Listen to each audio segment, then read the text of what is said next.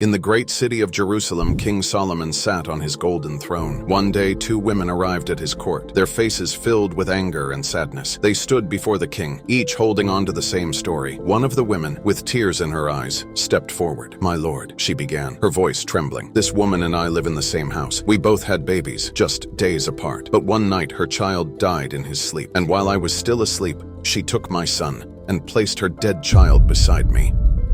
The other woman crossed her arms and shook her head. "That's not true. The living child is mine, and the dead child is hers." King Solomon sat still for a moment, his eyes scanning both women. He turned to one of his guards. "Bring me a sword," he commanded. Solomon took a deep breath and said, "Since both of you claim this child as your own, we shall divide him in two. Give half to one woman and half to the other." The court fell silent. The women stood frozen, their eyes wide with shock. Then suddenly one of the women cried out, "No! Please, my king, don't hurt the child. Give him to her. Just let him live."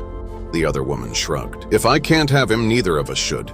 Go ahead, divide him." He raised his hand, and the guard lowered the sword. The king turned to the woman who had begged for the child's life. "You are the true mother," he declared. "Only a real mother would rather give up her child than see him harmed." If you love God, hit subscribe. Want more Bible stories? Comment yes.